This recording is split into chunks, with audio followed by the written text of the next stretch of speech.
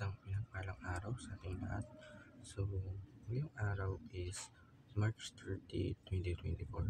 So, ngayon is ipagpapatuloy lang natin yung ating nasimulang series na tinatalakay natin ngayong week or tatalakay natin para sa isang buong linggo.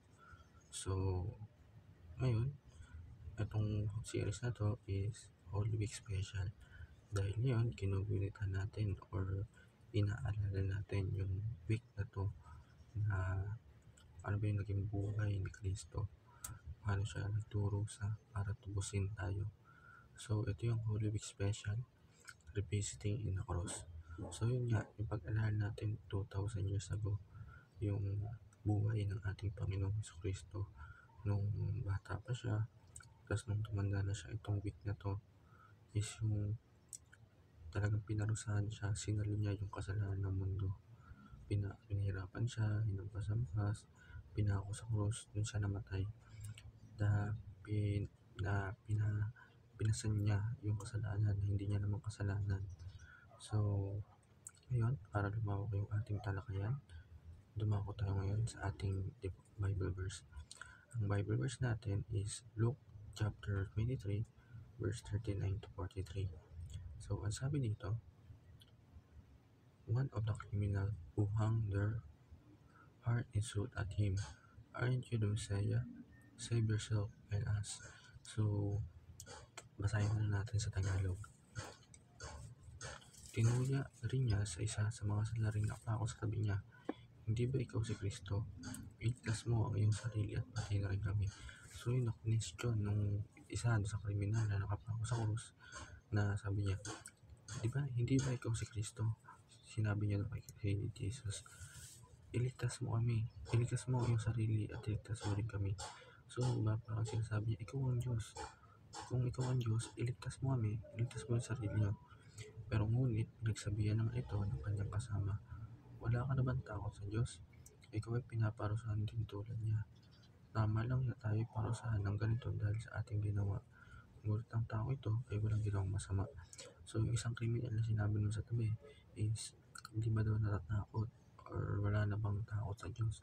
Pinaparusahan sila dahil napakasalanan nila. Pero ito si Jesus Christ is walang kasalanan pero pinako pa rin. Diba? Tama lang. Sumagot yun. Sinabi naman ni Jesus, sinabi ko sa iyong yung sabi ni Jesus, diba? Sinabi ko sa iyong kasama, hindi na isasama kita ngayon sa paraiso. Kung sa kapalit ng mga kasalanan nila, yung paghingi ng katawaran na Jesus nga, Jesus, alanin mo ako kapag naghari ka na. Yun, ay yung sinabi na isang kriminal at pinatawad siya ng Panginoon, sinama pa rin siya doon sa paraiso. So, para lumawak yung ating talakayan, dumako tayo sa ating teaching. Ang una sa ating teaching, the chief understand justice. Yun, yung magnanakaw nga, di ba, naiintindihan yung hustisya. Paano kaya tayong hindi magnanakaw, di ba? Kaya kailangan alamin natin yung tama at mali. So, sa pangalawa, the grace of God is meant only for sinner. So, yung biyaya ng Diyos ay para lang sa makasalanan.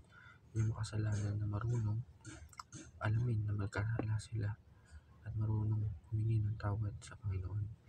So, number 3, the chief show an extraordinary faith in Jesus. Yung magnanakaw na sinabi dito is nagpakita ng pambihirang pananampalataya dun sa ating Panginoon na humingi pa rin siya ng kahit pasahan siya, humingi pa rin siya, naniwala siya na si Jesus Christ is Son of God. So, sa ating application, understand God's holiness. Yun, unawain natin at alamin natin yung kabanalan ng Diyos.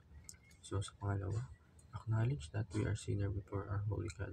Yung gagawin sa kriminal, kilalanin muna natin yung ating sarili na tayo makasalanan bago tayo umarap sa Diyos na kailangan hindi tayo magsinungaling. Kailangan alamin natin sa Kanya tayo makasalanan. Huwag natin itong itago or itanggi na makasalanan tayo kasi wala naman taong hindi makasalanan. And sa last, show an extraordinary faith in Jesus. Yung hinahing sa kriminal, magpakita tayo ng pambihirang pananampalataya sa Jesus.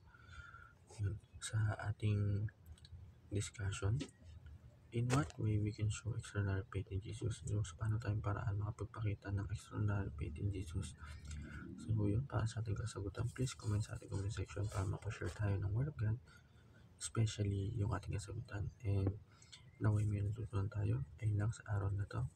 Naway may natutunan tayo sa ating Panginoon. Maraming salamat po. Amen.